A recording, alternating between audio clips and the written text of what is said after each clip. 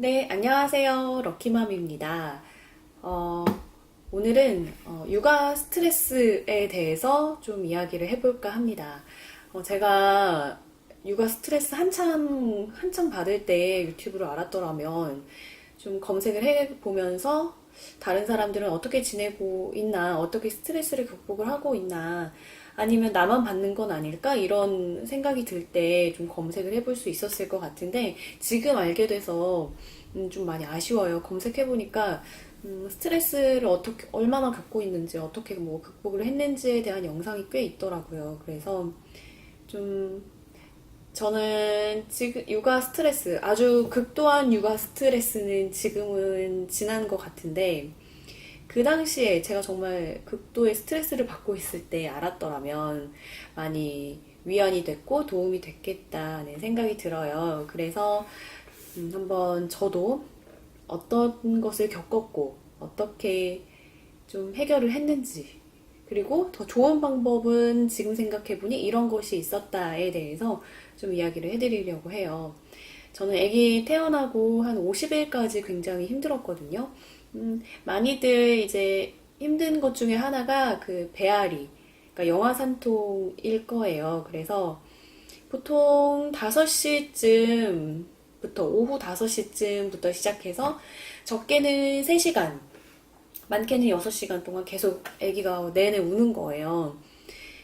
50일까지는 저희 지역은 산후도우미가 지원이 됩니다. 무상으로 이제 할 수 있는데 저희 시에서 지원이 되거든요. 50일까지는 산후도우미 이모님이 계셨는데도 굉장히 힘들었어요.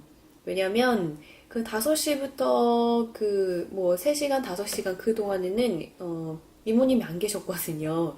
보통 9시부터 6시까지 계시잖아요. 근데 이제 점심시간 1시간이 있는데 그냥 그거 빼고 저희는 이제 9시부터 5시까지 이제 하셔가지고 이모님 가실 시간부터 이제 애기가 울어대기 시작하는 거예요. 그래서 굉장히 한 50일까지는 정말 힘들었던 것 같아요. 그리고 그때 제 상황은 저희 신랑이 그 당시에 회사에서 승진 대상 시험을 봐야 했기 때문에 거의 1년 동안 열심히 공부하는 직원들도 많고 해서 조금 신랑에게 기대기는 좀 어려웠어요.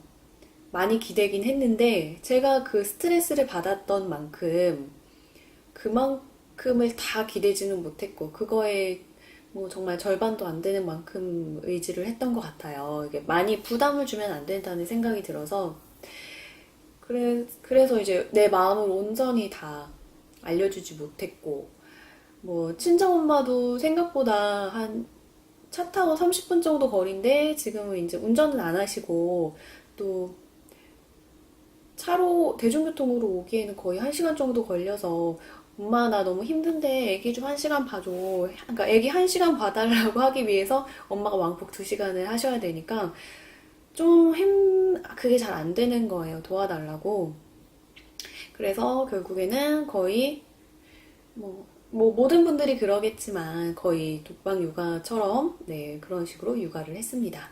제가 정말 힘들었던 게 한 6개월까지였던 것 같아요.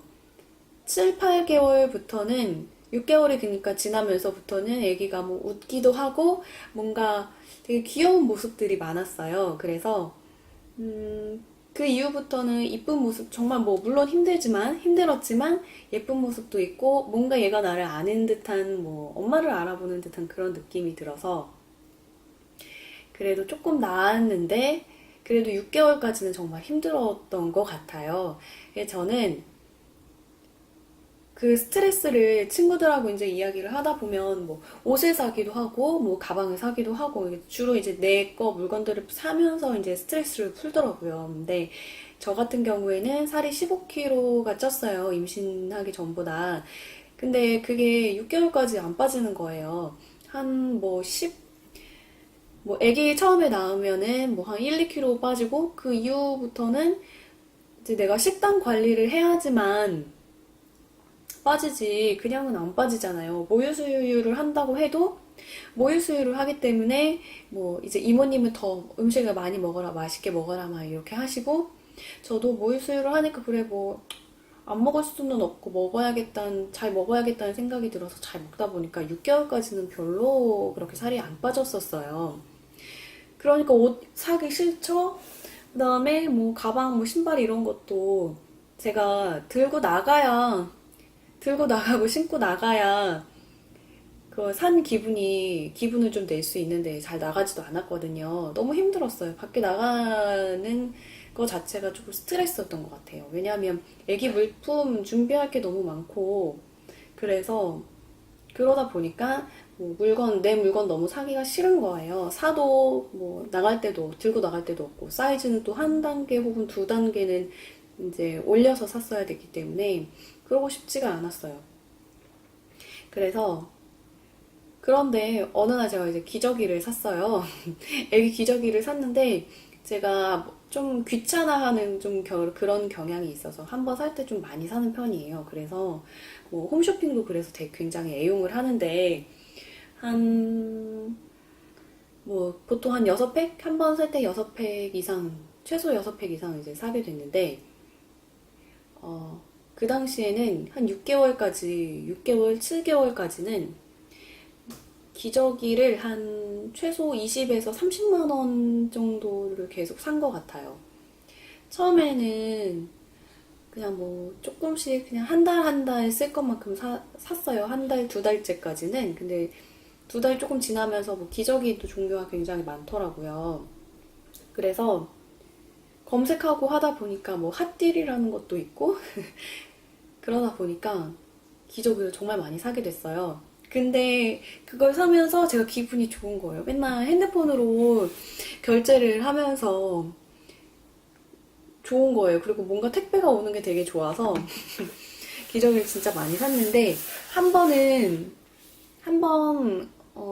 그 하기스에서 네이처메이드가 세일을 많이 해서 그때 막 18팩 사고, 팸퍼스에서도 뭘 해가지고 거기서도 한 18팩, 6팩씩 18팩이었나? 뭐 그런 식으로 해서 샀어요. 한 달에 제 생각에는 5만 원 정도면 기저귀 값이 될 것 같아요. 근데 한 달에 20이나 30만 원어치씩 결제를 했으니 정말 많이 산 거죠. 그래서 제가 보니까 한 7개월까지는 그런 식으로 한 달에 한 30만 원, 보통 30만 원 정도씩 그렇게 결제를 했고, 그러면서 제가 풀었던 것 같아요, 스트레스를. 예, 박스 같은 게 굉장히 무겁고, 애기 보니까 손목, 뭐, 팔목 이런 데가 다 아프잖아요. 그래서 이제 갔다가 분리수거 같은 거 하는 거는 웬만하면 남편이 했는데, 제가 기저귀 박스가 너무 많이 오니까, 이게 좀 창피한 거예요. 좀 신랑한테 보일 면목이 없는 거예요. 조금 얘가 미쳤나 하는 생각이 들 정도로 계속해서 오니까 제가 민망해서 이제 아기띠 하고 박스를 몇 번 제가 스스로 버린 적이 있습니다. 그 박스가 그리고 그냥 작은 박스면 또 말도 안 하겠는데 굉장히 큰 박스여서 제가 좀 더 스스로 좀 민망했던 것 같아요. 그냥 그런 식으로 기저귀를 사면서 풀었고, 또 이제 마카롱을 먹으면서 풀었어요.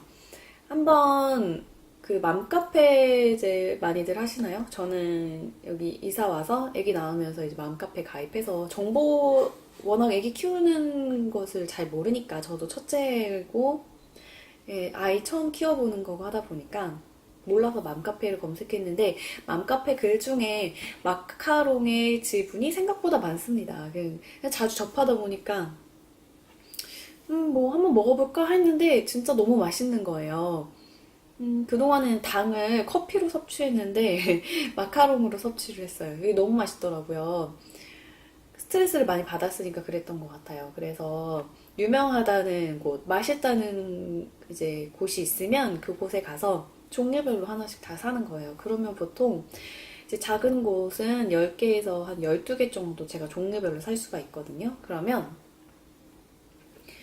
그거 이제 원래는 하루에 하나씩 이제 나 살찌니까 하루에 하나씩만 먹자 했는데 하루에 하나가 안 되고 먹기도 하고 하니까 하루에 한 3개 정도 먹었던 것 같아요. 그래서 뭐 한 12개 사면 한 4일 먹고 그냥 5일째 또 이제 마카롱 투어를 가는 거예요. 그 다음 맛있다는 곳 가서 또 거기 종류별로 다 사오고 또 먹고. 근데 이게 맛있으니까 또 신랑도 먹어보라고 하고 싶잖아요. 그러니까 신랑도 하루에 하나씩 먹고 하다 보니까 진짜 마카롱이 되게 비싸잖아요. 보통 한 2,000원, 3,000원 정도 했던 것 같아요. 그러니까 기저귀에 많이 썼고 그다음에 마카롱으로도 진짜 많이 썼던 것 같아요.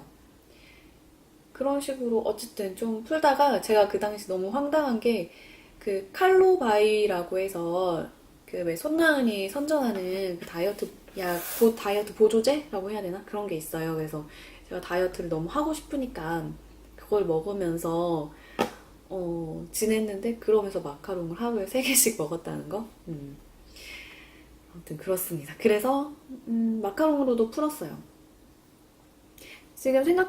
지금은 생각해보니까 조금 방법이 있었을 텐데 내가 마음을 놓지 않아서 그 방법을 이용하지 못했구나. 스트레스 풀 수 있는 좋은 방법을. 그런 생각이 들어요. 왜냐면 하루에 정말 1시간 혹은 2시간 정도 나의 시간이 있었더라면 그만큼 스트레스는 받지 않았을 것 같다는 생각이 들어요. 제가 하루에 한 번씩은 6개월까지는 계속 울었던 것 같아요, 집에서. 그냥 눈물을 한 방울 또 흘리는 정도가 아니라 정말 엉엉 소리를 내면서 막 울었던 것 같거든요. 그래서 주변에 뭐 위아랫집, 양옆집 보기가 굉장히 민망했어요. 아무래도 제 소리가 들리지 않을까 싶어서요. 그래서 뭐 엘리베이터나 이런 데서 마주치면 어머 그 우는 울던 여자가 저 여자야? 그 사이코 그 여자가 저 여자야? 막 그러실까봐 안 그러시겠지만 그냥 그때 제 마음은 그랬어요. 그래서 그러실까봐 네, 좀 힘들었는데 그러니까 하루에 한 번씩 엄청 소리를 크게 내서 울었거든요. 그러니까 그만큼 스트레스를 받았어요. 하루에 1시간이나 2시간 정도 엄마나 누가 가까웠으면 정말 좀 맡기고 뭐 커피를 뭐 마시러 가든지 뭐 운동을 하든지 뭐 산책을 하든지 할 수가 있었을 텐데 그게 안 되니까 힘들더라고요. 근데 생각해보면 모든 사람들이 다 친정집에 가까이 막 살고 그런 건 아니잖아요. 지금 생각해보면 그냥 어린이집 보냈어도 됐는데 라는 생각이 들어요. 내가 그렇게 힘들면 그냥 보냈어도 됐는데 라는 생각이 들어요. 그 당시에는 제가 막 스트레스 받고 그럴 당시에는 하루가 멀다 하고 아동 학대, 뭐 어린이집에서 뭐 학대가 뭐 있었다는 둥, 뭐 돌보미가 뭐 학대를 했다는 둥, 뭐 그런 게 너무 많아서 좀 무서워서 못 보냈는데 지금은 이제 어린이집 잘 다니고 있거든요. 생각해보면 어린이집을 하루 종일 있지 않아도 됐고 한 2시간 정도만 보내도 되는 건데 그러니까 하루 종일 보내면은 조금 그럴 수도 있지만 뭐 2시간 보내고 4시간 가는 건 괜찮다고 생각하거든요. 하루에 1시간씩 이제 베이비시터를 쓴다고 해도 한 달이면 20만 원이잖아요. 근데 우리가 그 양육수당이라고 해서 집에서 보면은 20만 원 나오잖아요. 아니면은 뭐 어린이집을 보내도 되고 어쨌든 1시간씩 쓰던지 아니면 그냥 어린이집을 보내서 2시간이나 이렇게 있다가 오던지 해도 됐을 텐데 라는 생각이 들어요. 사실 지금도 저는 이제 제가 이제 복직이 얼마 안 남았거든요. 이제 그런 상황에서 등하원 도우미가 필요하고 그런 생각을 하면서 굉장히 마음이 불안하고 했는데 막상 등하원 도우미 구하고 그런 과정을 겪다 보니까 굉장히 내가 이 우리 아기에 대해서 집착하고 내가 못 놓아서 그렇지 아기는 오히려 적응을 잘하고 또 생각보다 우리 아기를 예뻐해 주실 도우미 분이 많이 있으시구나 라는 생각이 들었어요. 그래서 제가 지금은 일단 당장 둘째 계획은 없는데 내가 혹시 둘째가 생긴다면 그런 식으로 1시간씩 뭐 도우미를 베이비시터를 쓴다든지 아니면 어린이집을 좀 빨리 보내서 하루 종일 당연히 있진 않지만 뭐 1시간이든 2시간이든 보내서 내 시간을 좀 저도 기운이 있어야 아기를 즐겁게 볼 거 아니에요. 그런 생각이 들더라고요. 그래서 당연히 뭐 친정 엄마나 보통 친정 엄마가 제일 좋죠. 근데 여러 가지 상황이 있어요. 친정 엄마의 상황도 그렇기 때문에 봐줄 수 있으시면. 근데 그 하루 매일매일 봐주시는 게 진짜 집이 엄청 가까이 같은 아파트 단지에 산다거나 뭐 같은 동에 산다거나 그런 거 아닌 이상은 엄마가 매일매일 와서 봐주시기가 생각보다 쉽지 않더라고요. 엄마도 엄마의 그런 어떤 다 스케줄이 있고 약속이 있고 뭐 일을 하실 수도 있고 그렇기 때문에 엄마의 도움이 제일 좋지만 나의 정신 건강에도 그렇고 엄마가 제일 좋잖아요. 좋지만 그게 안 된다면 또 그런 식으로 어린이집을 이용하던 베이비시터를 이용하든 하면 좋을 것 같아요. 그런 식으로 관리를 할 것 같아요. 저의 스트레스 관리를. 근데 저도 첫째여서 처음이어서 몰랐던 거죠. 지금 생각하면 그렇게 할 것 같아요. 뭐 매정한 엄마라고 생각을 할 수도 있겠지만 뭐 1시간, 2시간인데 매정한가요? 서로 윈윈 할 수 있지 않을까요? 저도 리프레시가 되고 애기도 새로운 곳에 가서 또 에너지 있게 돌봄을 받고 하면 괜찮을 것 같다는 생각이 듭니다. 제 기저귀를 제가 잠깐 말씀을 드리면 그래서 6개월인가 7개월까지 그렇게 거의 30만 원씩 매월 결제를 했고요. 그 이후로 지금 우리 럭키가 19개월이거든요. 기저귀 산 적이 한 번도 없어요. 그리고 지금도 제가 아까 세보니까 22팩이 남아있더라고요. 그러니까 진짜 많이 샀거든요. 제가 그거 한번 보여드릴게요. 짠! 여기가 저희 신발장인데요. 신발장 열면 이렇게 일단 여기에 7팩이 있고요. 그다음에 이쪽 신발장에도 여기에 지금 10팩이 있죠? 그럼 17팩에다가 또 다른 공간에 아이고 지저분하네. 여기에도 하나, 둘, 셋, 넷, 5개 해서 5팩이 있어요. 그러니까는 17팩이 5팩 하니까 예, 22팩이 지금 있습니다. 그러니까 제가 드리고 싶은 말씀은 육아 스트레스를 지금 혼자만 받고 있는 게 아니라는 거예요. 모든 엄마들이 다 겪고 있고 그러니까 힘내시라고 말씀드리고 싶고요. 또 좋은 방법이 있으면 그 방법을 최대한 활용을 해라 라고 말씀을 드리고 싶어요.